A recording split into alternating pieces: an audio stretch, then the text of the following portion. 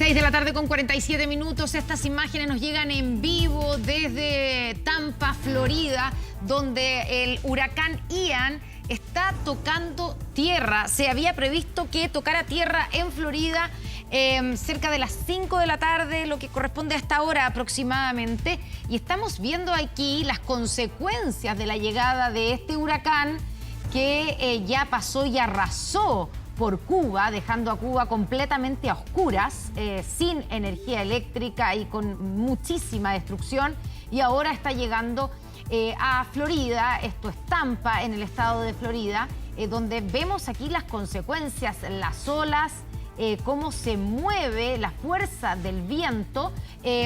El alcalde, el gobernador de Florida ha pedido la evacuación de la gente, protegerse y rezar ante la llegada de Ian. Este va a ser uno de esos huracanes históricos, ha dicho Ron DeSantis, y diciendo que ya no es posible evacuar con seguridad la zona, así que hizo un llamado a cuidarse a quienes se quedaron en el estado. Para hablar de esto, estamos ya en contacto con el climatólogo, experto además en cambio climático, Raúl Cordero. ¿Está con nosotros Raúl? Ahí está Raúl, estaba buscándolo en la pantalla.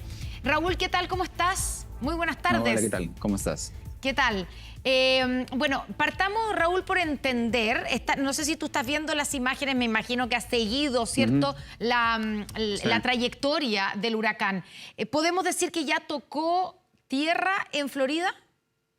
Sí, usualmente se considera que los huracanes tocan tierra cuando el ojo del huracán, que es este centro de la tormenta, que cuando uno lo mira el huracán vía satélite desde arriba, te fijas que ve el centro sin la nubosidad, tú ves el ciclón, la nubosidad característica del ciclón, pero al centro los huracanes usualmente tienen un ojo que es una zona despejada, donde la presión es extraordinariamente baja, la presión atmosférica. Entonces, cuando esa parte, que en general tiene entre 50 y 100 kilómetros de diámetro, es una zona enorme, porque tú tengas una idea, Santiago tiene 20, 25 kilómetros de diámetro. Cuando esta zona de 50 kilómetros, de entre 50 y 100 kilómetros de diámetro, toca tierra, se posa sobre la superficie terrestre, uno dice que el huracán tocó tierra. Así que en efecto ya lo hizo en las últimas 2 horas, así que eso significa que la peor parte de quienes habitan en la costa oeste de la península de Florida ya pasó. Ya pasó. Ahora debería solo comenzar a mejorar. Perfecto, o sea, lo peor ya habría pasado en Florida. Y en ese sentido, cuando uno ve o compara lo que ha pasado en Florida con, por ejemplo, Cuba, donde se apagó completamente la isla, quedó a oscuras, hubo muchísima destrucción de hospitales, de infraestructura. ¿Por qué da la impresión, y puedo estar equivocada, tiene mayores consecuencias en la isla? ¿Porque está peor preparada para un huracán? ¿Porque está más expuesta por el hecho de ser isla? ¿Por qué? ¿O llegó más fuerte a la isla que a Florida? Mira, desgraciadamente, la resiliencia ante los desastres naturales y ante los eventos extremos que el cambio climático está haciendo cada vez más frecuente es una cosa que se compra. La resiliencia, desafortunadamente, está fuertemente correlacionada con el nivel de desarrollo de los países. Los países más pobres, muy desafortunadamente, no solamente que son más golpeados, sino que al ser más pobres tienen menos resiliencia y por lo tanto sufren muchísimo más las consecuencias de este tipo de eventos. Así que no es una sorpresa que ese sea el caso. Desafortunadamente, no da lo mismo que un huracán de misma categoría golpee a un país pobre que lo haga a un país rico. A veces los desastres, por ejemplo, el desastre en Florida es mucho más mediático, pero los desastres que este tipo de tormentas deja en Cuba, o como los dejó Matthew, por ejemplo, en el 2016 en Haití, o como el que dejó Iota en el 2020 en Nicaragua, son simplemente incomparable con los daños materiales muy grandes que va a tener Florida, pero la diferencia es que Florida tiene todos los recursos de los Estados Unidos, el país más rico del mundo, para reconstruirse. En la situación de Cuba, la situación de Nicaragua es desafortunadamente diferente. Claro, y lo mismo pasa para la protección de las personas, ¿cierto? O sea, existe todo un sistema, además de la evacuación que se hizo, pero incluso la gente que opta por quedarse en sus casas tienen la infraestructura adecuada para protegerse del huracán. Sí, pero los cubanos, la mayoría de las personas que habitan en el Caribe, igual tienen una cultura desarrollada, así como nosotros tenemos lo que llamamos a veces con un poco de orgullo, exactamente, una cultura, sabemos más o menos cómo comportarnos en el caso de desastres naturales como los terremotos.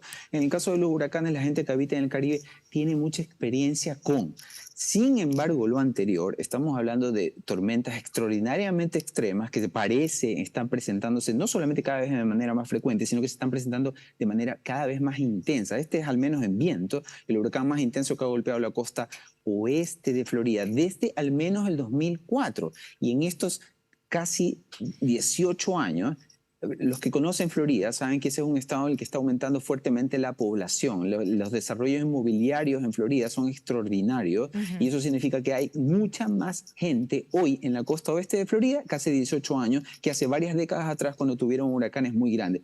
Además, por ejemplo, no es comparable la costa de Florida, que es extraordinariamente plana, con la costa de nosotros en Chile, que no es tan plana, es mucho más abrupta la geografía nuestra, la costa. Entonces ellos son, en la costa oeste de Florida, particularmente vulnerables, al ser tan plana, a las alzas en el nivel del mar, lo que a veces se llama marejadas ciclónicas asociadas al huracán. Se estima que este huracán en particular va a romper todas las marcas en esa zona del mundo relacionadas con el alza en el nivel del mar. Se estima que en algunas zonas al sur de Sarasota, el nivel del mar en la costa podría subir 5 metros. 5 metros es una casa de 2 pisos. Si no tienes 3 pisos y te quedaste ahí, te vas a ahogar. Esa es la situación que desafortunadamente puede pasar. Pero como ellos tienen mucha cultura relacionada con este tipo de cosas, la gran mayoría de las personas siguió las recomendaciones del gobernador y ya evacuó las zonas de máximo peligro. Claro, pero no todo. De hecho, el gobernador, yo estaba comentando recién, que pide protegerse y rezar ante la llegada de Ian, diciendo que este va a ser uno de esos huracanes históricos. ¿Por qué, Raúl, estamos ante un huracán histórico? Porque va a romper todos los récords relativos a las marejadas ciclónicas, a estas inundaciones que se producen en la costa. Viste que el huracán tiene este ojo del huracán, sí, que es una zona de muy baja presión.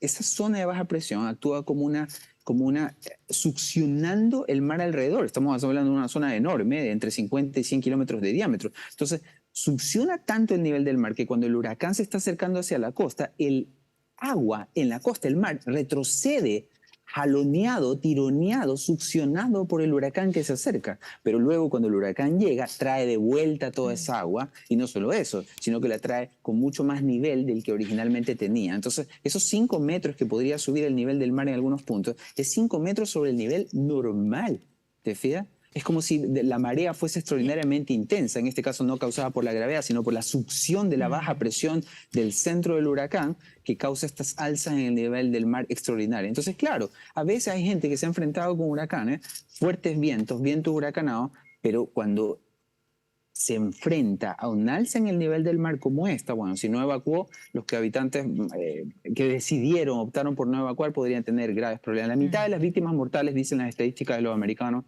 ocurren desafortunadamente debido a la no evacuación. Se ahoga la gente. Claro. Te fijas, no es que le cae una pared porque se derrumbó la casa, se ahoga porque el nivel del mar subió y se confió.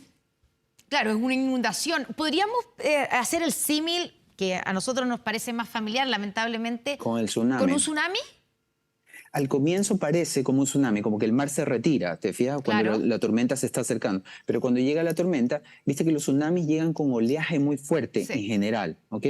Acá es una subida mucho más tenue. Llegan unas olas, te fijas, asociadas al viento propiamente tal. Pero el alza, lo que llaman en inglés storm surge, en español se le dice marejada ciclónica, es más un alza mucho más tenue, como que comienza a subir de a poquito el nivel del mar, pero de poquito es en relativamente pocos minutos, puede subir decenas de centímetros, decenas de pies, metros, ¿te fijas? Depende de la baja presión de la tormenta, de qué tan baja la presión de la tormenta es. Entonces, bueno, por eso es que el gobernador, igual haciendo un guiño político, estamos hablando de un gobernador republicano que políticamente está en el ala más conservadora religiosa del Partido Republicano, por eso es que llamaba a rezar. No te creas que solamente es porque es un devoto servidor de Cristo, sino porque, bueno, es un señor que está en candidatura. Estos grandes desastres naturales claro, tienen, por supuesto, consecuencias políticas. El gobernador de Santos es un precandidato presidencial, va segundo en las encuestas del Partido Republicano detrás del presidente Trump, y esta tormenta, este gran desastre natural, el gobernador lo va a aprovechar tanto como pueda, haciendo los llamamientos que sean necesarios, no solo para salvar vidas, sino para alimentar su capital político. No sé, Raúl, si tú puedes ver en la imagen que estamos mostrando nosotros de Tampa, Florida, donde tocó... Ah, sí. Ya, ahí lo pusimos para que tú lo puedas ver.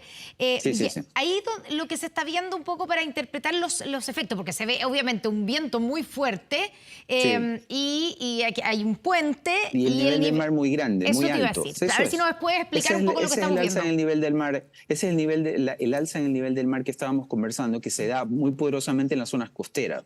Entonces no es solamente el viento, sino que es el poderoso efecto de succión que tiene la tormenta por la baja presión que tiene, como te decía, en el centro. Así que eso es lo que mata más gente, no es solamente el viento, más allá de que estamos hablando de una tormenta que tenía más de 240 kilómetros por hora de viento sostenido. Las rachas eran todavía peores. Para que tú tengas una idea, el límite que marca un huracán de categoría 4 de un huracán categoría 5 es 250. Este se quedó en 240 y tanto, es decir, en broma decían algunos que era un huracán categoría 4,9, ¿te fijas?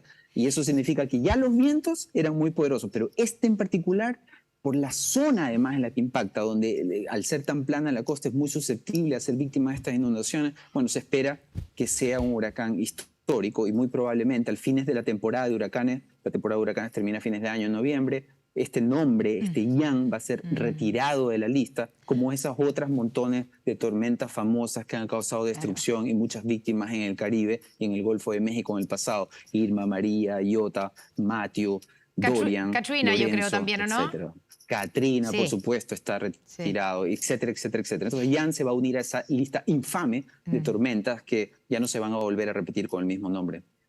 Raúl, tú hablabas de la categoría, así se traduce, ¿cierto? En eso, con la categoría se refleja y se representa la potencia, el poder. En particular la intensidad de los vientos. La intensidad del viento. Entonces, no, porque en algún momento se dijo que Ian iba a ser categoría 5. ¿No alcanzó a ser categoría 5 y ya no lo va a alcanzar? Mira, hay unos análisis que hacer al final. A veces, cuando un huracán llega con una cierta intensidad, te fijas, se lo cataloga de una manera, pero después de que pasa la tormenta se hacen unos reanálisis de lo que se observó, ya sea con medios aéreos, aviones, o con estaciones en superficie, y se recategoriza. Por ejemplo, Iota en el 2020, que fue un superhuracán que aplanó Nicaragua a fines de la temporada de huracanes del 2020, originalmente se le llamó categoría 5, pero luego fue rebajado a categoría 4. Este de aquí, vamos a ver, podría ser subido a categoría 5. Pero mira, la categorización da lo mismo. Desafortunadamente, Ian va a ser recordado más que por la categoría, por el número de víctimas, por la destrucción. Este es un desastre que va a ser en Estados Unidos millonario. ¿Te fijas? Raúl Cordero, climatólogo, académico de la Universidad de Santiago. Muchas gracias por esta conversación con Noticias 24. Muy buenas tardes. Gracias. Nos vemos. Chao.